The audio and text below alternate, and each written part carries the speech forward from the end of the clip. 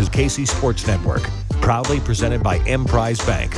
What's going on, everybody, and welcome back to another episode of No Other Pod. I'm Jimmy, along with my good buddy Daniel Kuzer. Dan, what's going on, my friend?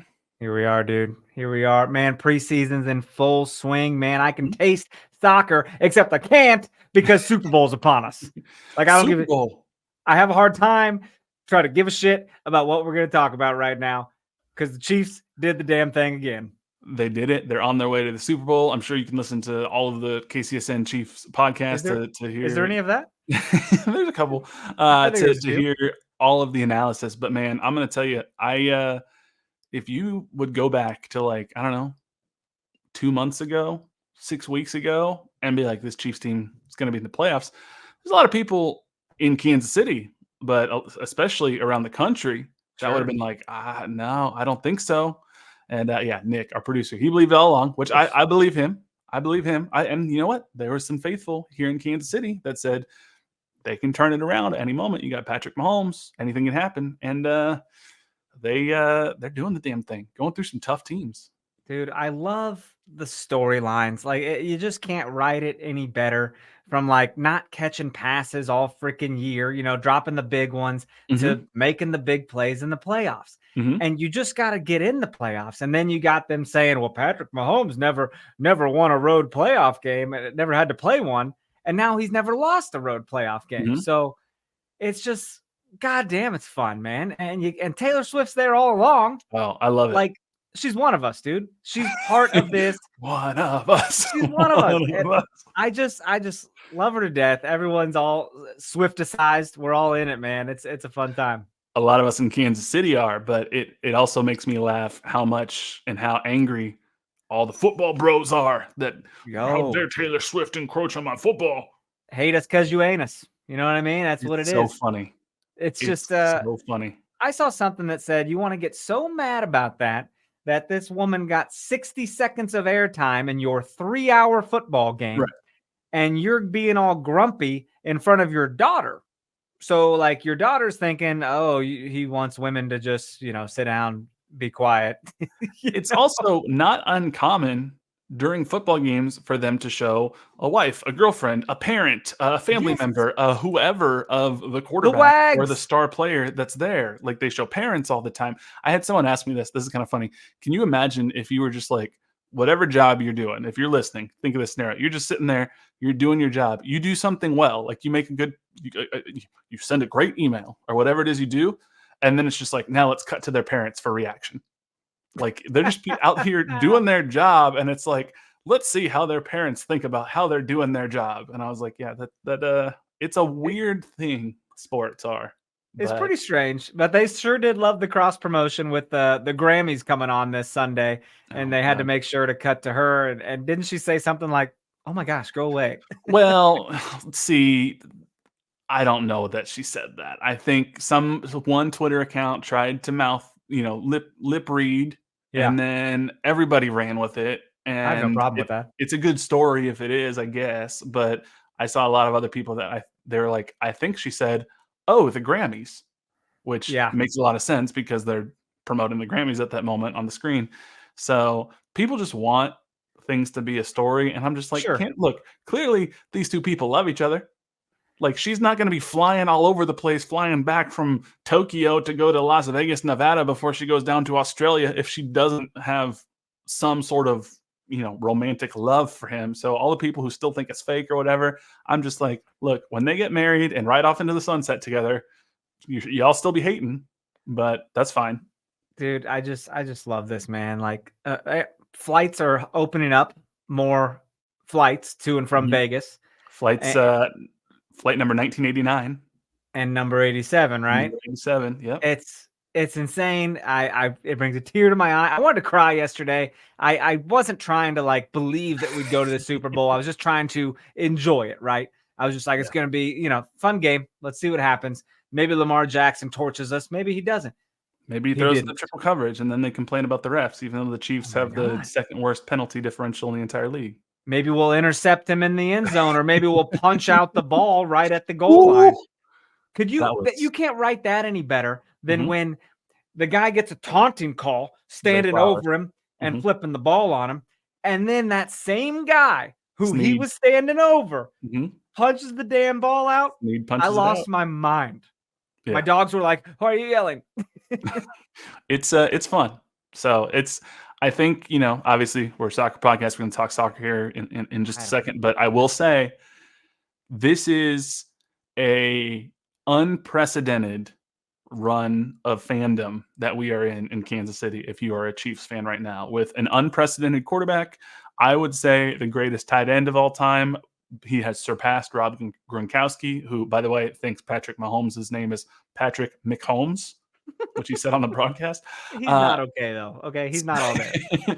So just, hey, enjoy this ride, however long it is. This is never going to happen again, probably, and it's crazy that it's happening in Kansas City. So think about this. When you're on your couch and you're bitching about a play, or why would you pass on 3rd and 1 or whatever, you know what I mean? When you're on your couch being a couch coach, remember, this is crazy. No other team gets to say these kinds of things, that you've been here 4 out of 5 Super Bowls. Yeah. The ultimate flex I heard the ultimate flex from Andy Reid today, because someone asked him about, like, well, what do you think, like the practice schedule over the next 2 weeks is going to be leading up into the Super Bowl? He goes, probably what we've done for the last 4 times we were in the Super Bowl.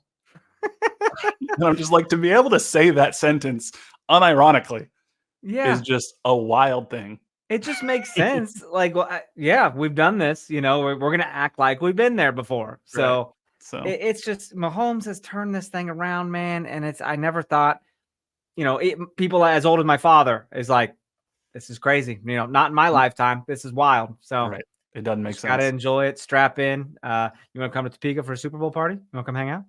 Ooh, that's a little bit of a drive, but we'll see. I'm not saying no. All right. See what my schedule allows. Fair enough. So, let's talk some sporting Kansas City soccer. There's not a ton of huge stories, but there's some things that have happened. Sporting Kansas City did announce a couple of updates to their preseason roster. Nothing that's too headline grabby, except midfielder Memo Rodriguez, who some of you may remember from his time probably with the Houston Dynamo, but maybe also with Austin FC. He's on trial with the club, so obviously trying to figure out that midfield depth, considering Gadi Kinda is gone. We also talked about the links to Kellen Acosta. We might talk about that a little bit more later, but essentially Sporting Kansas City just plugging along in the preseason, and they played their next preseason game against Charlotte FC, and it didn't start out very good for Sporting, which you look at the starting 11 that started the game, and I would say, I don't know, 9 of the 11 starters are probably the first team starters, minus maybe Castellanos and Steven Afrifa. But I think Sporting went down 2-0, and they were able to claw one back, and ultimately ended getting a 3-3 draw with Charlotte FC.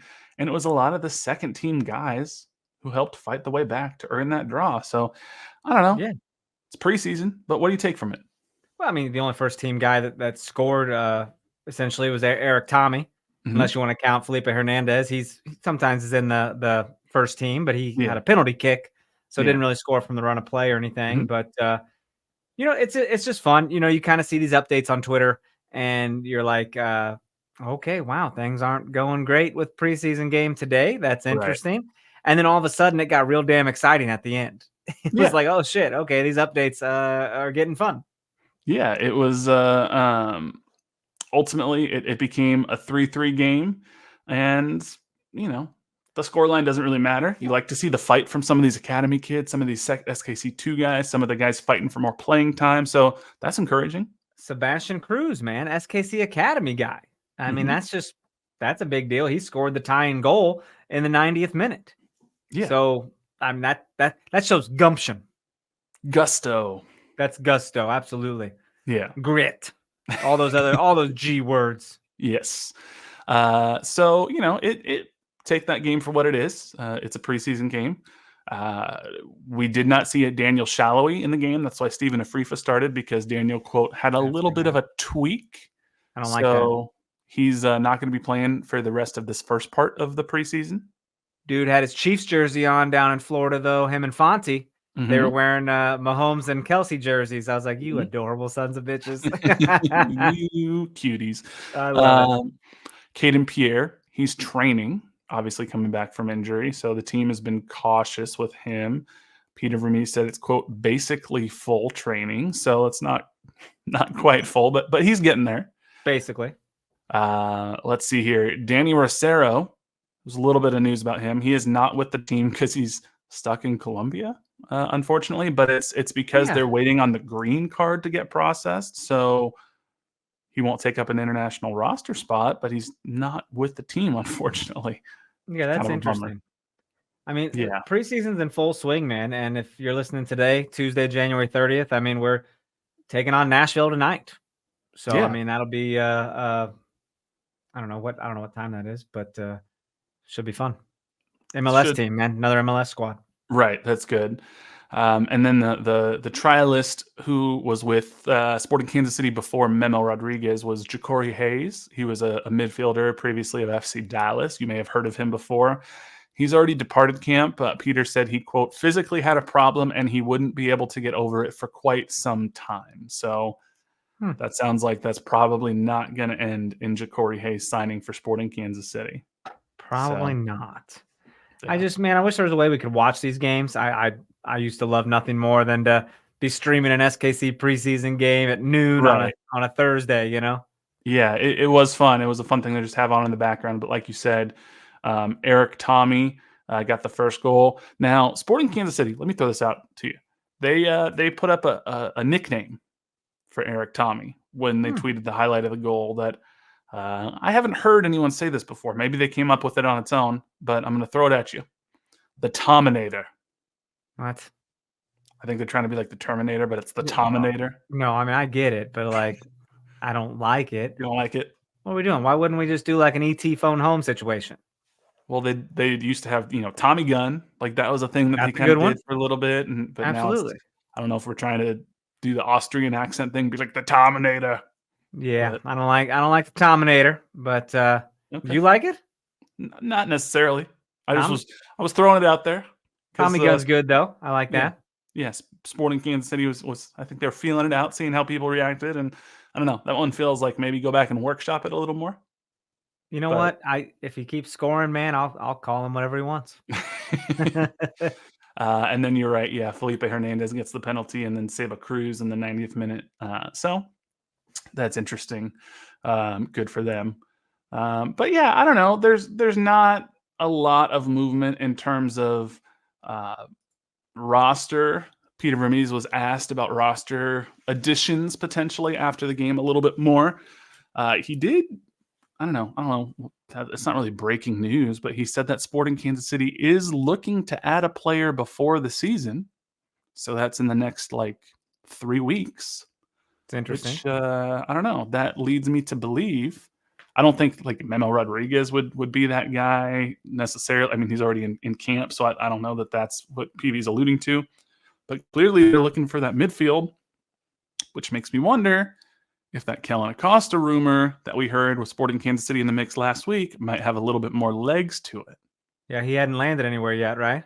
As of now, he has not landed anywhere. And I know Colorado was making a push for him, but that's always fun to keep an eye on that stuff, because then you'll see, if that player does land somewhere else, you're like, okay, I can eliminate that from my brain space, Right. So but he's still in the mix, huh? He's still in the mix. He hasn't landed anywhere else. And I've talked to a couple of people, and nobody knows exactly where he's going to go. But, multiple people have said to me that they think Sporting Kansas City is the best MLS option for Kellen Acosta. So the question is, does Kellen Acosta think Sporting Kansas City is the best MLS option for him? But I don't know. I'd take him. He's a good, versatile midfielder that can, especially between now and the summer transfer window, play across all 3 spots of that midfield. Sure. And with the Gadi Kinda leaving, with Roger Espinoza leaving, and then another one, man, Felipe Gutierrez announced retirement. He officially retired. that's 3 midfielders right there that had pretty substantial playing time throughout the season, and we got some spots to fill. Yeah, so I would take Memo Rodriguez, I would take Memo, and I would also take Helen Acosta. I don't think they have to be mutually exclusive. Yeah, So, for sure. Peter Vermees was asked about replacing Gadi Kinda directly, and Daniel Sperry put up a tweet that said Peter talked a bit about how Eric Tommy plays the 10, so that means they can attempt to spread that investment out elsewhere. However, he absolutely feels they do need a midfielder. Now, people took that to mean that we're probably not going to get a DP number 10. Peter Vermees kind of walked that back a little bit later and was like, that doesn't necessarily mean that. If the right guy's there, then we'll go for him. But he did say, quote, we're looking at a bunch of different players in the midfield. What we're not going to do is rush into something just for the sake of adding a guy. Hold on. Well, feels like you rushed into a Gavin Wilkinson situation. Hey! That didn't work out too well. Zing. So I guess, hey, he learned from mistakes, I guess. Yeah. So, I mean, I will take all of this to mean Sporting Kansas City is not getting a designated player before the season starts, probably not getting a designated player before the summer transfer window. So, right. We'll see. But you want to go ahead and take a break here, I guess, and then we'll come back. There's more Sporting Kansas City stuff to talk about. There's jersey leaks, and there's a jersey release date. So we got lots more to talk about. But let's take a break, and we'll be right back. We appreciate you supporting KC Sports Network by listening to our podcast. You have helped us become the highest-ranked Chiefs podcast network in 2022 and 2023. And don't forget about our daily Substack newsletter, the best written analysis you can find on the Chiefs straight to your inbox every day. kcsn.substack.com.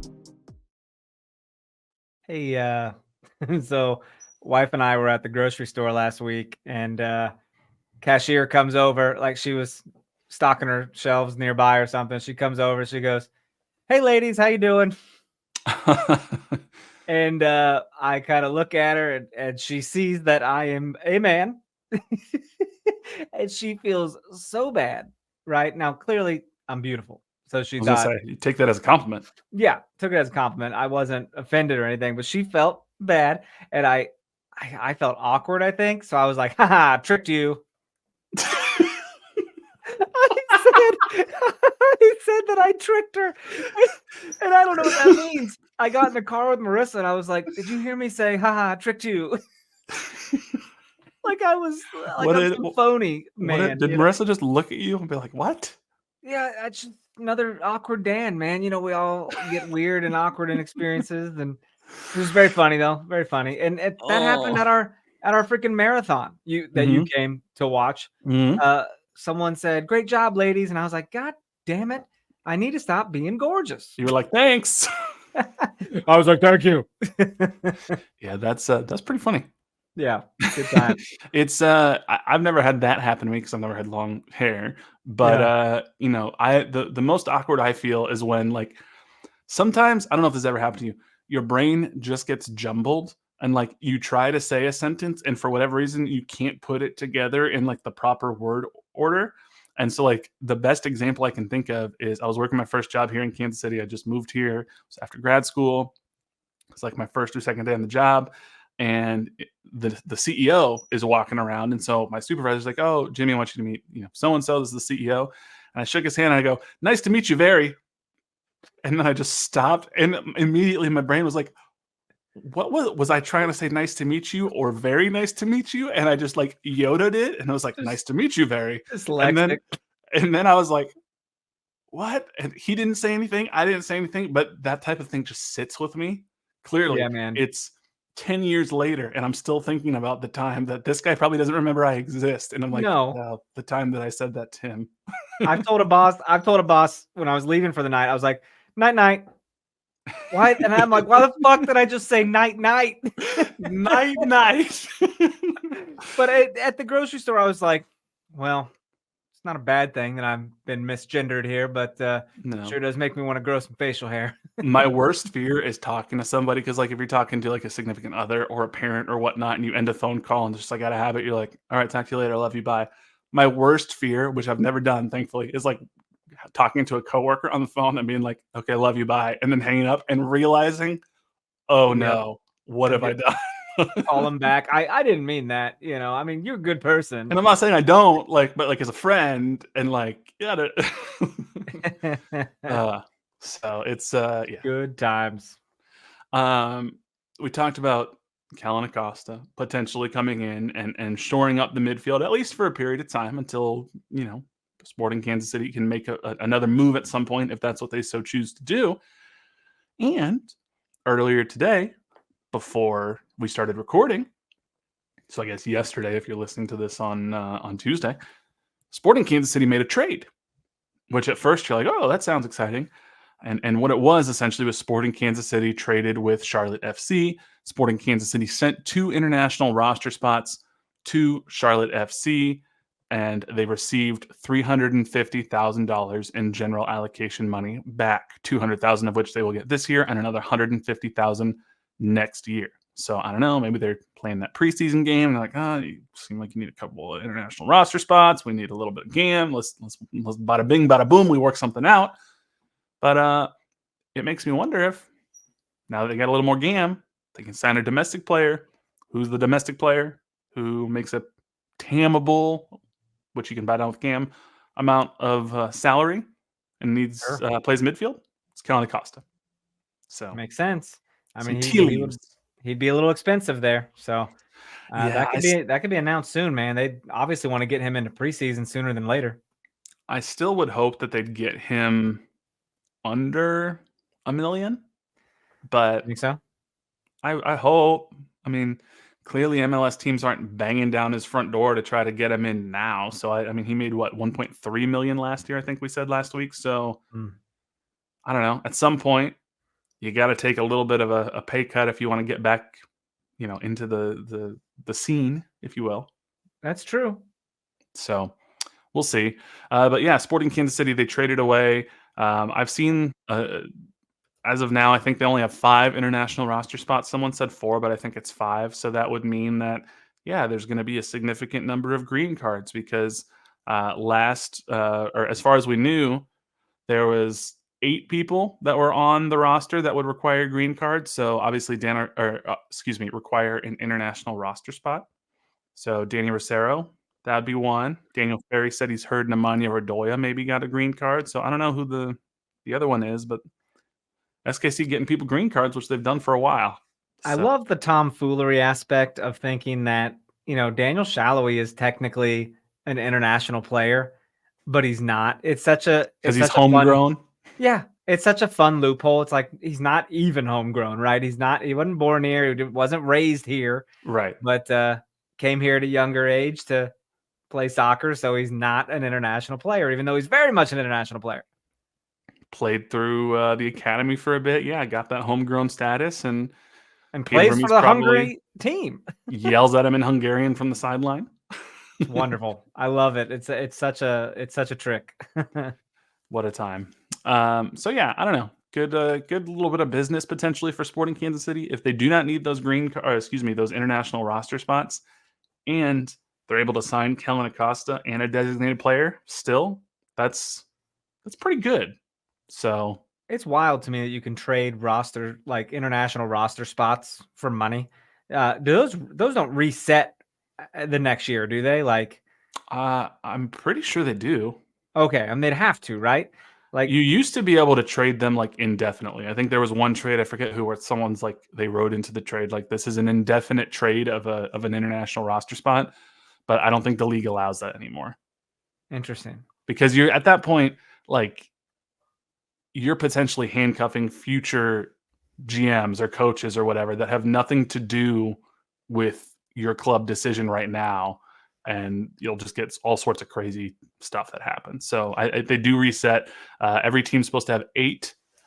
So you do a little bit of business, get some green cards, make some trades. And yeah, every year you get your 8 back. Yeah. Okay. That's interesting. So, did you see when when people started realizing that EA was leaking jerseys? Were you on Twitter at all as this was happening? No, but I was seeing, I was getting updates on it and everything, and people were texting me, you being one of them. Yeah. Pretty wild time that was. Someone is in trouble. Yeah, I don't think I don't know if someone's going to lose their job or not. It's very possible. But this was a pretty big mistake that EA did. I assume there was a mistake in some code somewhere because it makes sense. EA probably gets a first look at, what's pretty much the final draft of these jerseys so they can design them and code them into the game. So by the time the season starts, you can hop on in with the brand new jerseys and it's all, super fun.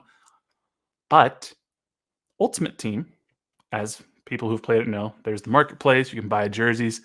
And I first found out about this as a friend of mine messaged me and they were like, EA leaked, I forget who the first jersey they sent was, but it was like, I don't remember who it was, maybe Seattle. They were like, somebody found this on the marketplace. I was like, that's interesting. Then people start looking and sure enough, Sporting Kansas City sitting right there, which again, can't see in full detail. It's a digital rendering that's small, but it looks like the Argyle's back. So Sure what's your first initial reaction to the tiny little video game image of the supposed 2024 away kit that we saw? First reaction is, hey, it looks cool, right? Like I dig it. I'm down with that. Second reaction is someone's getting fired. like how the hell does this happen? There has to be contracts in place where this is a breach of that somehow. Designers trying to keep this shit secret must have been like, what the fuck? Like, this is not okay. Yeah. So it's cool, I guess, for us as fans, but sounds like a corporate nightmare. That was one of my first thoughts too, as I thought about Chad Reynolds at Sporting KC, who I'm like, when he was on our podcast, I don't know, a year plus ago now at this point, and he was saying that some of these jersey designs are in the works for 6 or 7 years. And then you think about the marketing campaigns that they come up with to launch this, and then someone messes up code in EA Sports FC and they're just all out there. It's unreal, dude. Do we have an announcement of like a jersey launch or anything? February 14th. Where was that announced? Sporting Kansas City put it out on Twitter today. Oh, today they did. Yeah, well. The Monday. Sporting studio and everything. Like they're gonna do it there, right? Downtown. I don't know. I didn't see that. It does say Sporting Studio on it. I guess yes. It says, and it is funny because they kind of tongue in cheek acknowledged it because it said 2/14/24. See it in real life. I was like, that's kind of I'm glad that they're at least acknowledging that we all have seen it now. It is what it is. So it's kind of funny. February 14th, huh? What Valentine's Day? What more romantic thing can you do Wednesday? than go see the jersey release for Sporting Kansas City that we've already seen? Oh man, that'll get you. That'll get your dates in the mood for love. Now, what we don't know is like specifically what the shorts look like. We can make some inferences, but we don't know that. We don't know what socks look like. We don't know if there's more detail that we can't quite see in the jersey because obviously it's a video game. I saw someone say they don't like that the club crest and the Adidas logo are not centered within the Argyle. It looks a little funny. And I was like, well, that's the type of detail that very possibly EA just doesn't get right. I cannot believe we're even breaking down the EA image. I mean, what are we doing? Let's take a minute and wait a couple weeks here. And then let's start breaking it all down and crucifying it, Well, did you look and see some of the other jerseys that were leaked from EA? Because there was like 18 at least that were leaked. I didn't really look too carefully, no. There's some good ones. I mean, it's Charlotte's is interesting. RSL's actually, I hate to say, is pretty good. Seattle's looks pretty incredible. I don't know. Then there's some weird ones. Like Philly's got their snakeskin thing going on. That's kind of what they do. Austin FC, it's very plain. It's just white with green sleeves. I saw someone say it looks like a softball jersey. And then Red Bulls are doing something crazy too. So there's some good, there's some bad. But what I will say, it seems, assuming these are real, which they probably are, I'm I'm glad that it seems Adidas and designers are able to take some more creative liberties with their jersey designs than they were a few years ago. Very true. Very true. I mean, they're going to look a little different. That's refreshing. Do you have any thoughts on the trend? Inter Miami did this with their jersey. They just released where moves the crest from its traditional spot to right in the center of the chest. Do you like that? Dislike it? Or do you care? I don't dislike it for soccer players, but I dislike it for anyone who has For breasts. us? Well, no, I mean anyone who from boobs to man boobs. It's just a weird situation that the crest is gonna get like warped and kind of maybe creased or something. But I don't know. I have a jersey like that. I have a Santos Laguna jersey, and it has a black reflective crest. It looks black as hell until light shines on it, and it's fucking like glow in the dark. I should wear it on here sometimes. You would see it because the ring light spots it up. So I don't like it. Yeah, I'm not a huge fan. Yeah. It's just different. I like the, having it kind of like a name tag there right over your heart, And I know that this is probably just like, well, that's what I'm used to, but it doesn't look like a jersey to me when it's just like, especially Miami's, because their jersey sponsor is just the logo of the company. So it's like logo, logo, logo. I love a good logo, though. I don't need to see words. Like, it's just the Royal Caribbean anchor, isn't it? I think so, yeah. I think it's the cruise line, and I'm just like, that's pretty cool. It's a cool logo, but we have Compass Minerals. I don't like it. I would have liked the Miami jersey more if it was the Royal Caribbean anchor logo in the middle, and then like a traditional Miami crest on the upper left side if you're wearing the jersey, and the Adidas in the right side.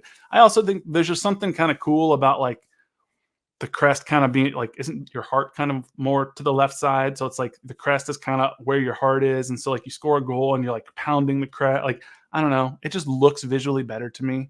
There's something about like it all just being center aligned where I'm like, I don't like it. It doesn't look good, but yeah, it's different. But whatever. I hated when the US did it. Like on the US jersey, it looked awful. Yeah, agreed. But Nike's always pretty hit and miss with stuff, man. Everything looks kind of the same. They don't really have any creative liberties. Yeah, that's true. It's just, I don't know. It's the Nike more so than any other team does like template jerseys where you'll see, you're like, oh yeah, this is the same jersey template that Manchester City also wears and 4 other teams that Nike has a contract for. Was just talking to Chris last week about how KC Current's training warm-ups look like the national team's jerseys, where everyone was like, it looks like the Oreo packet ripping. Remember that jersey? Yeah. So, it's wild. I don't know. I think it's it could be a much better jersey experience, especially for a jersey like Miami, if you just leave it more traditional. So sure.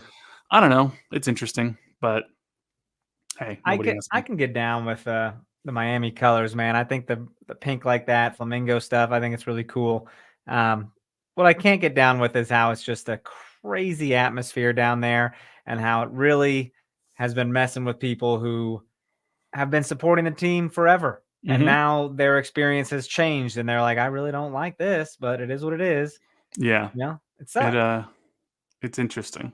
Yeah. And they just went on the road to Saudi Arabia to play Al Hilal, and they lost 4-3, went down 2-0 in like 13 minutes. And the sky was falling for Miami. It's on MLS Season Pass. Like what? All their games are preseason and all? They just have the Messi deal. They have a deal to cover Messi, and I'm like, I hate to say it, kind of jealous. Yeah. It'd be so cool to be able to watch my team in preseason on this premier service. It would be. It would cost a lot more in production costs, but they're all in on this Messi shit, man. It's crazy to me. I know your answer to this because we had a little pre-recording back and forth, if you will. But Miami hasn't won a game in like 12 games dating back to last year. And I'm not overly high on Miami this year. I don't think Suarez could be fine. Suarez also could play like 7 games because he could get injured because he's 74 years old. But if their people are healthy, they're going to be like the team. Maybe. If healthy. I don't know, though. They weren't like Messi had his moments last year, but then got hurt. I he wasn't healthy the whole time and didn't have a ton of pieces around him. It's going to be wild if they're healthy. Maybe half a season. Hmm. He didn't have to go through a summer in Kansas City. No, we did not. Which he's not going to have to either this year. It's April. But, I think Miami will make the playoffs because 67 or whatever % of the teams in the league make the playoffs. But I wouldn't be surprised if Miami was like 5th, 6th, 7th in the East. Like, That's a fun prediction, man. But I don't think they're winning cups. If they win a cup, it's going to be, I don't know, maybe they make a run in League's Cup because people aren't otherwise really playing in it. Or maybe they would make a run in US Open Cup, although I doubt it because they're sure as hell not playing Messi, Alba, Suarez, and everybody else in the US Open Cup. They won League's Cup, man. Like that's huge for them. Did they win League's Cup? I thought they lost in the final. I don't remember. I blacked it out. Well, they lost the Open Cup, right? Is that what? But they won League's Cup, absolutely. Oh, I don't see. Clearly, I've blocked it out. I'm just not going to act like they're not quality because it's. If I had to pick an early prediction, MLS Cup, right. Nashville, they're going to participate in MLS Cup. I guarantee it. That's where my prediction goes. I was getting Leagues Cup and US Open Cup conflated because I was like, didn't they lose to Houston? And I was like, oh no, that was Open Cup. I don't know, man. Guess you didn't watch that Messi docuseries, did you? I haven't watched it yet. No, and they're gonna have their moments, but I don't trust them. I don't trust. Look, I'm gonna hate them. Like when they were down, they were down 3-1 in Saudi Arabia today. I had it on in the background, and I was like, like it's you want to see them lose, but then they tied it up 3-3, and I was like, God damn! And I know what's going on. Suarez got a goal, and Messi got a goal, although Messi's was penalty kick. And so look, I get it, but I don't know. Best case scenario for MLS, obviously, is they go on and they win MLS Cup. That's what they want. And Busquets and Messi last year obviously started something that was pretty special in terms of their connection, where it was just highlight reel moments. I don't know. Can it translate into season-long sustainable wins? I'm not necessarily convinced. Time will tell. We'll see. We did get an email this week from somebody that I want to read at least part of, and he's got some thoughts and questions here for you. So I'm going to throw this out before we wrap it up here soon. John Kuzmech. Sorry if I'm mispronouncing it. Either way, John, thank you for the email. Let's see here. He goes, hey guys, I haven't wrote in much before, but I've been listening to the show for a few years now and always look forward to new episodes. I'm especially appreciative of all the coverage you gave on the Gavin Wilkinson affair and hope that you and others are able to continue questioning / pushing the club for answers on how this happened. Thank you. Appreciate that. Do what we can. Because I have some thoughts from the last episode and a few of the segments. Number one, is Colorado just trying to become the new U.S. men's national team, or has been U.S. men's national team? They've brought in Zach Steffen, Georgi Mihailovic, and Sam Vines, and are already on the short list for Kellyn Acosta. Maybe they're trying to reignite the fan base with familiar names. So I'm going to pause here. If you're a fan of a team and Sporting Kansas City I know we're obviously saying Kellyn Acosta we think would be a good signing, but they start signing U.S. men's national team players that once were kind of like in the mix, but not really anymore. Does that excite you anymore? Or are you just kind of like, this is just like like Zach Steffen was once a really good MLS keeper. Then he went over to Europe and hasn't really played or done anything. And now who knows what kind of Zach Steffen you're getting. I don't know if that excites me. Yeah, I mean, there'd be a little bit of excitement there. If anyone's ever played any kind of minutes for their national team, it perks you up a little bit. You're like, okay, this person's played premier competition, presumably. That being said, it's also fun to see new talent come in from underneath rocks you didn't know existed somewhere. You know what I mean? Right. Peter Vermees uncovering people from Hungary or Israel, for God's sakes, people we never heard of. So that's where the real fun is sometimes. It's true. And I do think Kellen Acosta was the best U.S. men's national team player of those players mentioned. I mean, Stefan was supposed to be the next number one, and that didn't really materialize. And Matt Turner became the next number one and has honestly had more success overseas than Stefan did. So Matt Turner's looking pretty good. It's his job. Let's see. Point 2, John says, he goes, I was super disappointed by the jerseys this year, meaning 2023 jerseys that they were. This was because he sent this before interesting the leak. So the new hoops, he disappointed.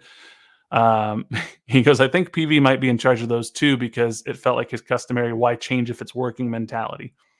I do know Peter doesn't really care much about the design. I don't think he gives a shit about the jerseys. He's like, we can play and whatever. I don't care. Right. He goes on to say, if we do get a third jersey, I'm definitely not for a Chiefs mashup jersey. For a league that's trying to legitimize itself, it's a bad look to model a soccer jersey after a football team. I just don't think the colors would translate well to a soccer jersey. As much as I like Argyle, I'd actually be down for them trying something kind of out there. As much as I hate to say it, Seattle's Bruce Lee kits were freaking awesome. Why can't we get something cool like that?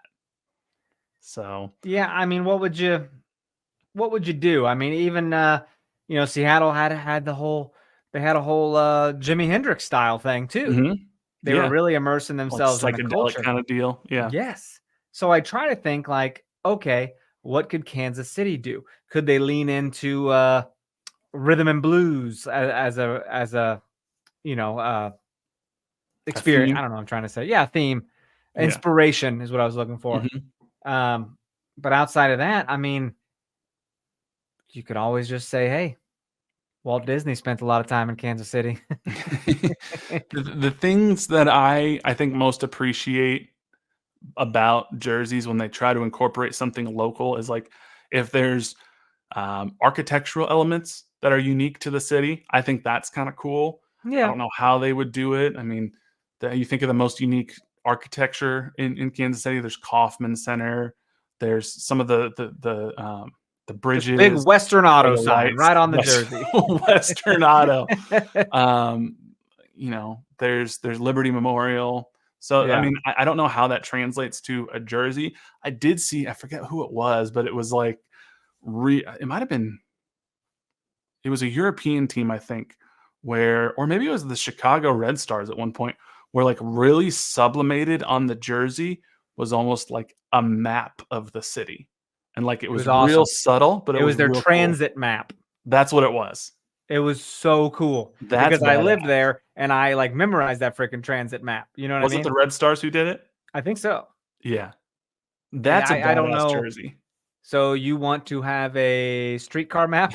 Streetcar. There's like one line here and one line there. Yeah. And there's don't forget the little loop. We got a little River Market loop.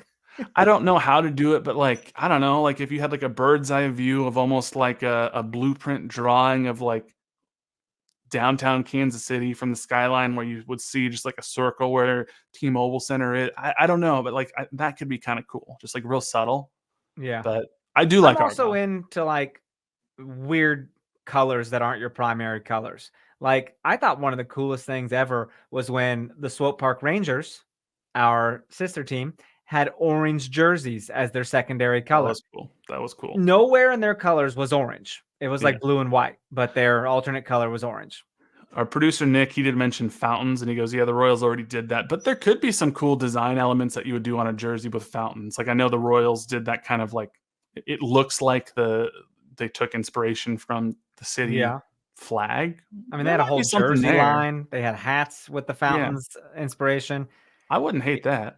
I don't know, man. If Chiefs to get this Super Bowl thing going on, I'd be down with some red and yellow jerseys. Patrick Mahomes' face on it. This is an owner of our club right here.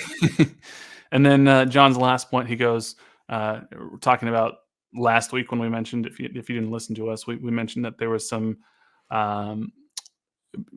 collective bargaining happening between the professional referees union and pro. And he goes, I'm all for unions bargaining their salaries and benefits. And if I'm not mistaken, pro does not get paid the best, but they are so abysmally bad that they shouldn't be allowed to get a raise without there being some kind of system built in for what happens when they royally screw up. I don't know if that looks like some kind of loss of bonuses or suspension from a certain number of matches, but after seeing some of the crap they pulled this past year, it's hard to root for them.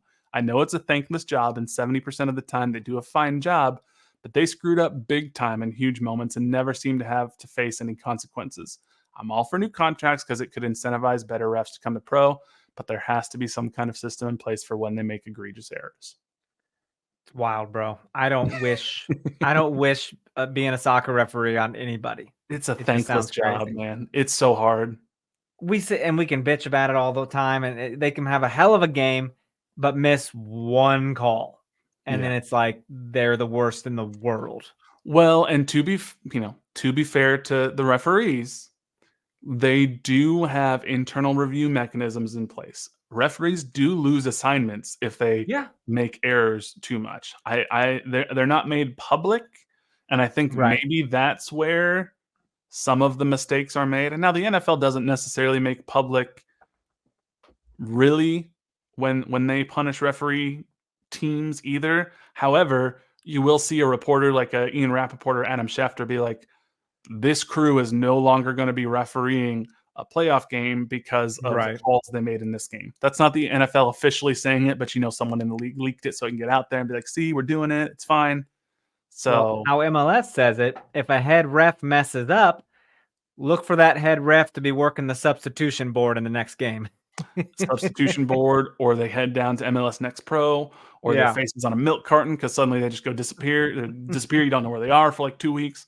I do think it would behoove, and again, to be fair to pro, they've tried to do their whatever it's called, like the final 2-minute report or whatever, or the final 2-minute reports NBA. But like if they did that video where they're trying to say like, hey, these are some errors that we made. It's not all of them. It's not comprehensive.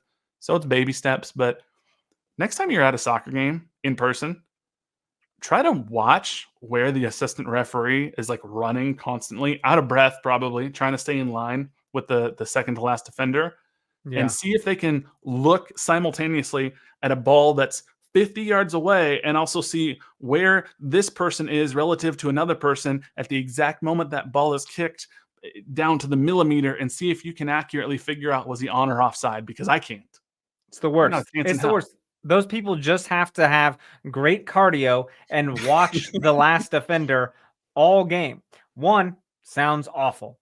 2, there's going to be mistakes, but that's why there's VAR, and they've been pretty good at like allowing plays that could lead to a goal before raising a flag.